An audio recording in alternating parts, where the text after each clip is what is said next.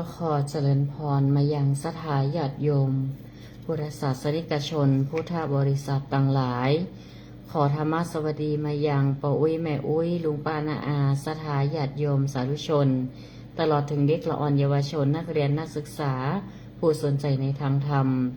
ในช่วงที่สองของรายการธรรมะบันเทิงใจโดยตนตัวอาตมาภาพพระครูประหลัดณัฐพงศ์ทิตาอุทัสสิริจัดอยู่ที่วัดดอนจันทร์ตำบลเวียงกะหลงอำเภอเวียงป่าเป้าจังหวัดเชียงรายผ่านสถานีวิทยุ 94.50 เมกะเฮิรตซ์แมคาจันโมเดิร์นเรดิโอลิงก์สัญญาณไปยัง 98.75 เมกะเฮิรตซ์วัดห้วยตองซักเรดิโออำเภอจอมตองจังหวัดเชียงใหม่และในเฟซทิตอุทัสสิริภิกขุหรือผ่านทางเพจรายการธรรมะบันเทิงใจในช่วงที่สองของรายการอาตมาภาพในช่วงแรกนั้นก็ได้แสดงพระธรรมเทศนาพื้นเมือง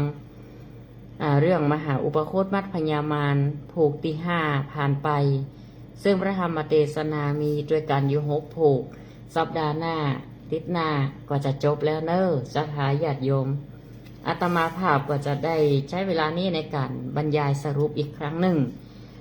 เกี่ยวกับธรรมเทศนาผูกที่5ดำเนินเรื่องไปถึงที่ว่าพระเจ้าอโศกมหาราชหรือพระญาสรีธรรมโศกราชได้แปลงพระธาตุ84,000 องค์ทั่วชมพูทวีปแปลงวิหารน้อยใหญ่ตั้งหลายถวายเป็นพุทธบูชาฟื้นฟูพระพุทธศาสนาทำสังฆายนาบ่เฮือน้ำทำคำสอนมันตกถอยไปก็เฮือเพื่อที่จะเผยแผ่คำสอนให้ตั้งมั่นคงในพระพุทธศาสนาสืบมาจนถึงปัจจุบันนี้ก็เพราะคุณูปการของพระเจ้าอโศกมหาราชนี่เองก็เป็นอุบาสกมหาอุบาสกติอุปถากทำนุบำรุงพระพุทธศาสนามาโดยตลอดในครั้งนั้นเปิ่นก็ได้จะจุดประทีปน้ำมันตั้งหลายถวายเป็นพุทธบูชาจุดดวงประทีปส่องสว่างกันทั่วชมพูทวีปในเมืองนั่นแต่ปรากฏว่าพญามารมาละพญามารนี่มันตึงบดีนะมันแถลงเนรมิตตัวเก่านั่นเป็นงัวอุสุภราชตัวใหญ่ในพระธรรมเทศนาเพิ่นบอกว่าประมาณใดประมาณตัวเต่าดอยน่ะเขาก้งเลี่ยมแซวดีขนาดเขางงไว้น่ะใหญ่กว่างัวตั้งหลายก็พยายามค้างเสียงอุดอัวมีใจใครจะมาเหยียบย่ำประทีปน้ำมันตั้งหลายตีพระเจ้าอโศกมหาราชพร้อมด้วยประชาราษฎร์ตั้งหลายจุดถวายบูชากับเครื่องสักการะต่างๆที่เปิ่นจัดแจงแต่งดาเตรียมไว้ส่วนพระมหาอุปคุตเห็นเจ้าก็เนรมิตตัวเก่านี้เป็นเสือโคร่งตัวใหญ่ใหญ่กว่างัวอุสุภราชเข้ามาจากเปิบจากกั้นกาบงัวอุสุภราชหันเสือโคร่งตัวใหญ่น่ะหล่นเข้ามาสะดุ้งตกใจกลัวก็เลยเพ่นหนีเข้าไปแล้วก็ละเพศในการเป็นงัวอุสุภราชมาเนรมิตเป็นพญานาคให้เหมาะนะพญามารนี่นะนักเกศเลยประกอบด้วยอุตตมังกะ7 อันก็แปรพังพานขึ้นใหญ่เข้ามาจักตอดเสือโคร่งตัวนั่นซึ่งมหาอุปคุตได้แถลงนิมิตเป็นเสือโคร่งพญามารแปลงพญานาคจะเข้ามาเกี้ยวหวันเนาะแผ่พังพานเข้ามาพระมหาอุปคุตก็ละเพศอันเป็นเสือโคร่งเนรมิตเป็นพญาครุฑแถมละบินมาแต่อากาศมีจังไว้ปากอันใหญ่อันยาวด้วยกำลังปีกเนี่ยนะปัดลมเขาใส่ผมก็ลงมาโดยปีกแห่งตนจะซับเอาพญานาคตัวนั้นพญานาคหันพญาครุฑก็เลยบอกกล้าสู้ซะทะหนีฮะมั้งได้ก็บดีเนาะพญามารนี่นะย่ำยอมลดมานะทิฐิเด้อก็มาละเพศนั้นเป็นนาคไปเหี้ยก็มาเนรมิตเป็นยักษ์เหมาะยักษ์ตัวใหญ่ถือค้อนเล็กลอยใหญ่ต่อลำตาลดูเข้ามาเพื่อจะตีพญาครุฑละเฮ้บุกเฮ้ตายละพ พระมหาเถรเจ้าก็หันยักษ์ตัวนั่นก็มาละเปรตเป็นพญาครุฑเนรมิตเป็นมหายักษ์เนาะผู้หนึ่งใหญ่กว่ายักษ์ของพญามารน่ะเจ้าพญามารแถลงถือข้อนเล็กอันใหญ่กว่าข้อนเล็กตัวนั้นเมื่อลูกเปลี่ยนเปลวไฟจะบุบจะตียักษ์ตัวนั้นเข้ามายืนอยู่ต่อสองหน้ายักษ์ตัวนั้นตีเป็นพญามารตัวน้อยไปเลยทันทีพญามารหันมหาเถรเจ้าอเนรมิตเป็นมหายักษ์ตัวใหญ่มีใจตัวกลัวสั่นยงแล้วก็เล่นหนีไปเมื่อไปลุ้นมาเกิดว่าค่ะนี่บ่มีพญาที่จะมาชนะนักบวชตนนี้ได้รู้นี่จะหาวิธีใดดีที่จะมาหาอุบายเป็นดีไข่กำแข่ง มันนี่เนาะแล้วกำโหงโยนไปหนอกจักรวาลฮือเลี้ยวฮือเสียงฮือซ้ำไปเนี่ยอีละพญามารมาละเปรตอันเป็นยักษ์แล้วก็มาเนรมิตเป็นใจหนุ่มหรอกกับนี่นะคาลงเครื่องประดับอันงามมายืนอยู่สองหน้าพระมหาเถรเจ้าเมื่อนั่นอุปคุตเถรเจ้าก็หันอาการแห่งพญามารนั่นละก็คิดในใจว่าพญามารคนเนี่ยบ่อาจจะผจญแป้ได้ละจะใดกระทำการจะฮะเมื่อมาเกิดว่าพญามารผู้นี้มาเนรมิตเป็นใจหนุ่มทะรงเครื่องทรงประดับต่างๆนั่นนะลาเปดเป็นยักษ์อย่างเดียวมันต้องมีอะไรอย่างสักอย่างพระมหาเถระก็เลยทำตัวเป็นปกตินักบวชหันจะอ่านแล้วก็จะรู้ทันอุบายพญามารน่ะก็เลยมาเนรมิตสากหมาเน่ามีกลิ่นอันเหม็นเต็มไปด้วยอบอวนหนอนตั้งหลายมากนักน่าเกลียดน่าจะเนาะสัตว์ใส่คอพญามารคนนั้นมันกุงสลายญาติโยมแถลงเนรมิตเป็นสากหมาเน่าอธิษฐานด้วยฤทธิ์แห่งพระมหาอุปคุตเปิ่นทรงฌานนักหลอกมีฌานสมาบัติสวางไว้ตีคอพญามารผู้ใจบาปนั่นเสียแล้วก็ว่าดูก่อนพญามารจะไปไหนก็ตามใจเต้ยนะส่วนพญามารผู้นั้นก็แปลงหน้ามองขำเขียดเตะออกก็บ่ได้ก็ด้วยกำลังแห่งฌานแห่งฤทธิ์ของพระมหาเถรเจ้าก็มีความน้อยใจแล้วก็ประกอบด้วยอารมณ์โกรธโกรธเกลียดไพ่ก็สามารถที่จะเตงให้ได้ขึ้นไปสู่เต้าจตุโลกบาลทั้งสี่มาตุกใจมันละตุกใจเจ้าจตุโลกบาลก็คือเจ้าจตุมหาราชิกาสวรรค์เจ้าหนึ่งตีเฮาเวลาขึ้นบ้านใหม่มีการมีงานเขาขึ้นเต้าทั้งสี่เนี่ยกะขึ้นไปหาเจ้าจตุโลกบาลทั้งสี่มีมหาเวสสุวรรณก็แก้บ่ได้เนาะทัตระทะทตรสก็บ่แก้ก็บ่ได้ยังก็บ่ได้สักคนถ้าเป็นฤทธิ์ของมหาเถระตนนี่ยังไงก็จ้างข้าเขาตั้งหลายนี่ตึงแก้ออกเตออกหื้อบ่ได้เอาสากหมาเน่านี่นะผมสามารถออกจากคอทันได้แหละขณะนั้นพญามารผู้นี้ก็เป็นอันโคตรอันเกียรติขึ้นไปสวรรค์ชั้นดาวดึงส์ต่อไปขอเฮือไผ่พญาอินทร์นะพญาอินทร์หรือพระอินทร์นี่เนาะขอเฮือพระอินทร์ช่วยปลดช่วยแก้เอาสากหมาเน่าออกขอคอข้าเหตุกรรมเถอะเหตุว่าพระมหาอุปคุตมีเตจ้ากำลังมากนักแต่ถ้าจะตุโลกบาลแก้บ่ได้เอาพระอินทร์ก็แก้บ่ได้ต้อง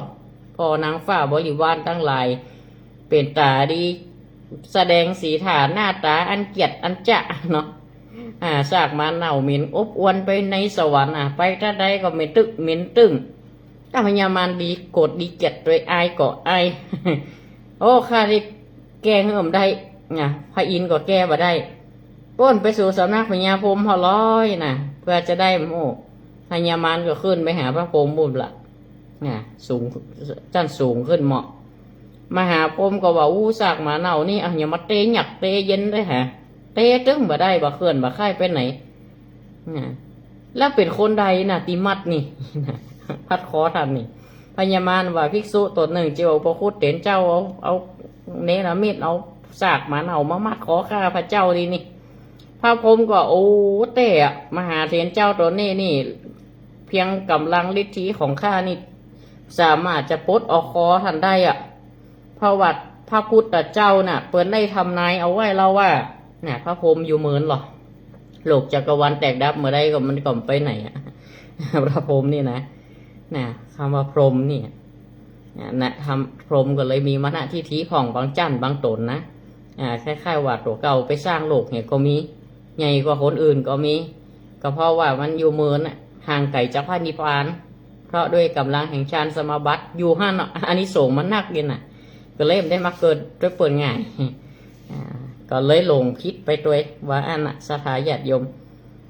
พระองค์นี่ได้ผ่านหลบผ่านห้อนผ่านหนาวมานักหรอหลบจักรวาลแตกดับมุขีเตือหันหมดทุกเหตุการณ์โอ้ถ้าเปลี่ยนจะอีพุทธเจ้าเปิดทำนายเอาไว้ละว่าหลังจากตถาคตนิพพานไปแล้วจะมีภิกษุตนหนึ่งชื่อมหาอุปคุต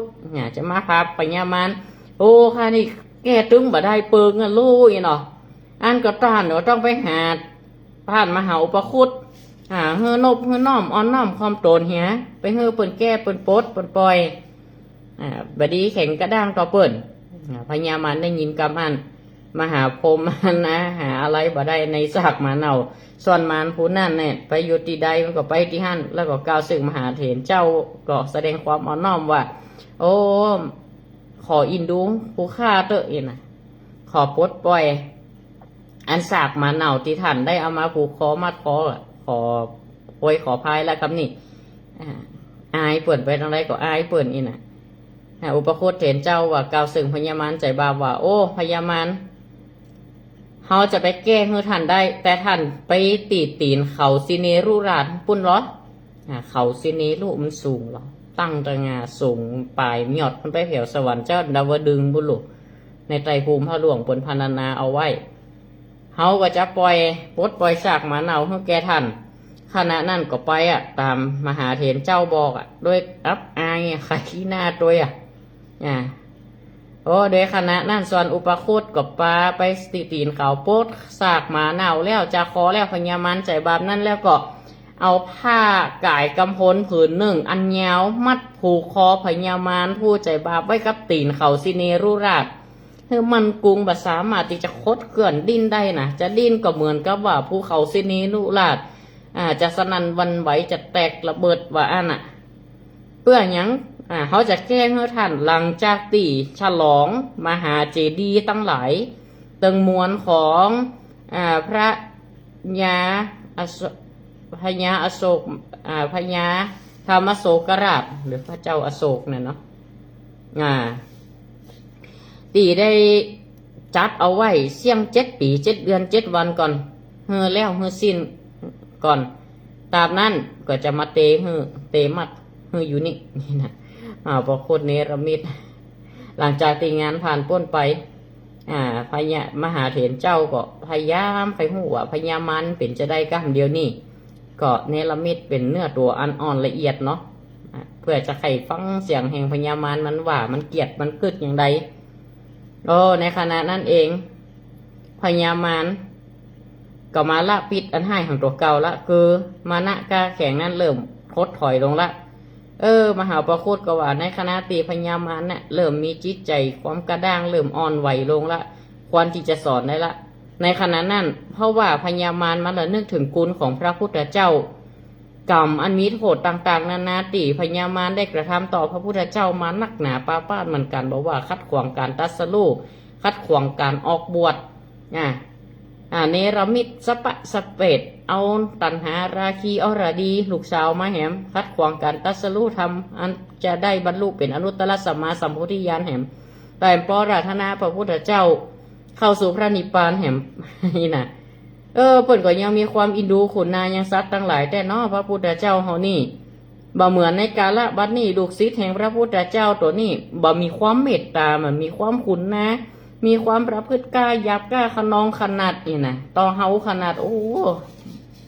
สาหัสสากันพระพุทธเจ้าบอกเคยเนี่ยเฮาใจอีมาก่อนเนี่ยใจพญามารเริ่มเปิดละหันพุทธคุณละคุณของพระพุทธเจ้าในขณะตีพระมหาประคุตเริ่มหันทิฏฐิมานะเริ่มทดของพญามารเนี่ยเริ่มลดทิฏฐิมานะความเห็นผิดลงและนึกน้อมใจน้อมไปหาพระพุทธเจ้าน้อมไปหาพุทธคุณแล้วตนก็ว่าปรารถนาอยากจะเป็น พระพุทธเจ้าเกิดขึ้นอย่างใดเขาก็อยากจะเป็นตนนั่นพ่องเหรออีน่ะดีพระพุทธเจ้ามันก็เคยทำนายไว้ว่าในอนาคตเนี่ยพญามารเนี่ยจะเป็นพระปัจเจกพุทธเจ้าอยู่เนี่ยนะเป็นใจอี้เนาะสถาญาติโยมขณะนั้นเมื่อคลายทิฐิมันน่ะพระมหาประคุตก็เลยมาปลดปล่อยเจือกอย่างต่างๆกับพญามารก็เป็นอิสระจากเครื่องพนักงานการผ้าตีเปิ่นเนรมิตมัดกับตีนเขาใกล้ลาดนะแล้วอุปคุตพระอุปคุตเป็นเกาะขออภัยตัวที่ว่าเฮาได้มาเนี่ยจะอี้ก็เพราะอย่างเพื่อจะคลายทิฐิมันน่ะก็เฮือพญามารฟังเป็นจะอี้นะเพื่อเฮือพระเจ้าอโศกมหาราชเนี่ยเพิ่นได้ทำมหากุศลครั้งยิ่งใหญ่ในครั้งนี้เป็นการสืบทอดต่อพระพุทธศาสนาจะเป็นดีต่อคนตั้งหลายไปหน้าตัวก็เลยจ้องจะทำจะอี้มหาประคุตตัดกับพญามารก็เข้าใจเมื่อนั้นพญามารก็ปรากความเข้าใจเสร็จเนาะพระมหาประคุตก็ไขหันว่าในอดีตพุทธกาลพระพุทธเจ้ามีลักษณะอย่างไรก็ไขหันเฮาบัดตันยุคพระพุทธเจ้าเพียงแต่ได้เข้าใจในน้ำธรรมคำสอนของเปิ่นได้สดับมาได้ประพฤติปฏิบัติได้มรรคได้ผลในธรรมของพระพุทธเจ้าเฮาก็ได้แค่นี้แต่เฮายังบ่ได้หันว่าพุทธเจ้ามีรูปกายจะได้ขอพญามารซึ่งได้ทันกับพระผู้ยุคกับพระพุทธเจ้าขอเพื่อท่านนิรมิตแถลงเป็นพระพุทธเจ้าเพื่อเฮาหันได้กออีน่ะขณะนั้นคนตั้งหลายก็ใครหันพระเจ้าอโศกมหาราชพญาศรีธรรมโศกราชอีน่ะชื่อเต็มเปิดนะถ้าจะอู้ตามความอู้ตามในธรรมแล้วก็ใครหันกันพญาศรีธรรมโศกราชก็เลยเป่าประกาศคนตั้งหลายเพื่อมาพอหรอพญามารหับปากพญามารหับปากว่าจะเนรมิตแล้วหรอขณะนั้นเองพญามารจะเนรมิตแต่ขอว่าห้ามไปหลั่นไหวตัวเก่านะจะเป็นบาปดังนั้นพญามารพวกนี้จะทำสภาวะเป็นพระตนหนึ่งในสำนักพระพุทธเจ้าเนรมิตเป็นพระพุทธเจ้าเนรมิตป่าและก็เนรมิตป่าพระเชตวันมหาวิหารในคณะที่เนรมิตเหมือนพุทธเจ้าแล้วก็เนรมิตอสิติมหาสาวกทั้งหลายพร้อมด้วยอัครสาวกเบื้องซ้ายเบื้องขวาพร้อมด้วยภิกษุณีตั้งหลายในสมัยพุทธกาลเพื่อคนตั้งหลายได้หันตลอดถึงตั้งเตียงนอนของพระพุทธเจ้ามาเนรมิตเฮือหันคนตั้งหลายเกิดปิติซาบซ่าน้ำหูน้ำตาปิปังด้วยความปิติได้หันรูปของพระพุทธเจ้าอันประกอบด้วยตำรามหาบุรุษ32ประการด้วยพยัญชนะ32ประการอย่างนี้เนี่ยกะสถาญาติโยมลักษณะมหาปุริสะตั้งหลายเจ้าบ้านเจ้าเมืองหรือแม้แต่พระสงฆ์ตั้งหลายหลั่นไปไหว้สถาญาติโยมพร้อมเกิดความปิติเกิดความสุขหันหูปของพระพุทธเจ้าอสิติมหาสาวกหันถึงเบื้องซ้ายเบื้องขวาในสมัยพุทธกาลก็เลยหลั่นไปไหวนี่พญามารก็เลยแถลงกับเป็ดเหมือนเป็นพญามารเหมือนเดิมในขณะนั้นเองก็มาขออภัยภิกษุตั้งหลายก็ยกโทษไว้ว่าบ่เป็นยังตีไหวนี่ก็คือไหวคุณของเปิดบ่ได้ไหวในตัวพญามารนะจากนั้นเจ้าบ้านเจ้าเมืองพระสงฆ์พระพญาสรีธรรมอโศกราชได้หันได้หู้จักอันก็เป็นติปาปื้มปิติยินดีผสมจุ่มนุมคนตั้งหลายบอกว่าจะเป็นภิกษุณีสามเณรรีอุบาสกอุบาสิกาเจ้านิคมเจ้าเมืองอันมาผสมจุ่มนุมในตีหันแล้วพญามารก็กล่าวกับพระมหาประคุตว่าข้าพระเจ้านี่ได้เนรมิตเฮือหันแล้วก็จะได้ขอทูลลาเนื่องจากว่าจะไปจดใจกรรมมาอย่างต่างๆของตนเองแล้วก็ปรารถนาที่จะเป็นพระปัจเจกพุทธเจ้าในอนาคตไปหน้าอันนี้ศรัทธาญาติโยมเปิดได้สืบต่อพระพุทธศาสนาของเฮาโดยพญาศรีธรรมโศกราชทำให้พระศาสนามีความเจริญรุ่งเรืองและเป็นที่ศึกษาของคนณปัจจุบันอันนี้ประวัติของพระมหาอุปคุตเป็นเนรมิตอยู่จงกรม เนรมิตซุ่มเรือนแก้วเนาะอยู่สะดือทะเลรับสายเนาะเจริญปอนไหนจ้าธรรมะสวธรรมะสวัสดีแม่อุ้ยเฮือนชัดเจนดีกอยแม่อุ้ยฟังวันนี้ชัดเจนดีเนาะอนุโมทนาสาธุเนอจ้ากำลังใจเพื่อนเนอเจริญปอนแม่อุ้ยตัวรักษาสุขภาพเป็นเนอช่วงนี้อากาศมันก็เปลี่ยนเนาะหนาวฝนเดี๋ยวพายุเนาะเจริญปอนเนอสาธุเจริญพรกับศรัทธานุโมทนาติดตามรับฟังหลายผู้หลายท่านบอกว่าจะเป็นโอ้ตอนนี้ก็มีติดตามรับฟังอยู่แต่ว่าจะเป็นป้องกำนันประกิตโยมแม่จันเพนคำโพธาอนุโมทนาโยมแม่เนอะได้ติดตามรับฟังโยมแม่บัวจันเนาะแล้วก็หลายผู้หลายท่านได้ติดตามรับฟังรายการธรรมะบันเทิงใจมาณขณะนี้และก็โอ้อนุโมทนาสาธุโยมแม่เรนูชัยวงศ์โดยโยมแม่คงติดตามตั้งไลฟ์สดตั้งเฟซบุ๊กโดยเนาะตอนนี้แล้วก็หลังจบรายการนี่ก็จะมีเพจธรรมะคลื่นสีขาวจะลงย้อนหลังเพื่อโดยก็จะได้แชร์ศรัทธาเจริญปอนแม่ไล่วันนี้อะไรไหว้จ้าประวัติศาสตร์ไหว้จ้าเด้อธรรมะสวัสดีแม่ชัดเจนดีชัดเจนดีเนาะติดหน้าก็จบละทำผูกนี่นะเรื่องนี้นะกับนี่เขาเข้าใจละละออนตั้งหลายได้เข้าใจด้วยกันเนาะเดี๋ยวเขามาศึกษาตอนมาคนที่สนใจก็รู้กันใช่ไหมเขาจะมาดูยังละออนเดียวจะสอบธรรมะแล้วนะสอบ7 พฤศจิกายนนี่ก็ได้สอบธรรมะศึกษากันละแล้วอย่างนั้นละออนอย่างท่านพระครูนี่เขาโอกาสละออนมันพระครูเขาเนี่ยละออนคนเดียวเนี่ยบ้านเขาเนี่ย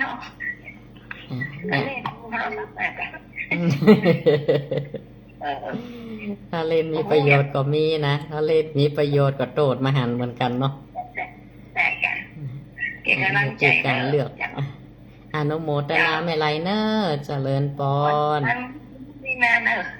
สาธุสาธุเดี๋ยวไปแวะแม่ได้โยมแม่สาธุเนอร์แม่ไรเนอร์เจริญปอน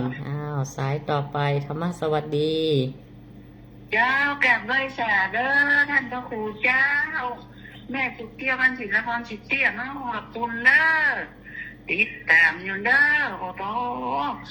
อ่านพระอุปคุตมัดกับยามามดำผูกนี่กันยาวพอสมควรแล้วยาวเสียงหายเป็นเตื้อถ้าขี่รถก็ยังรถเท่าขึ้นดอยเนี่ยค่ะรอลงห้องคืนห้องดูกับมันใหญ่เป็นกระจ่างกระแจ้งอย่างดีโอ้เอาไปเอามากันชาติหมาหน้าไป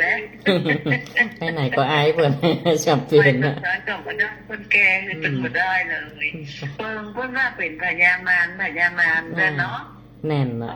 จะได้เป็นตนนี้นี่จะได้เป็นพระปัจเจกพุทธเจ้าอนาคตอยู่นะแม่ที่จริงเปิดบำเพ็ญบารมีมาจัดนักอ่ะแล้วเป็นหลงจิตหลงใจตัวเก่านี่กะเกิดความหลงตัวเก่าก็เลยเปลี่ยนมารไปเงี้ย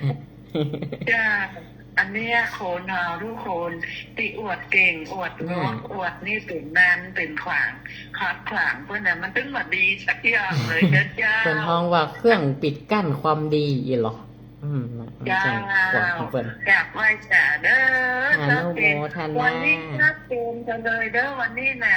ยินดีเห็นน่ะว่าโทษจงศักดิ์เนี่ยใส่เกี่ยวไปเลยเด้อเจ้าสาธุเนอเจริญพรโยมแม่สาธุเด้อ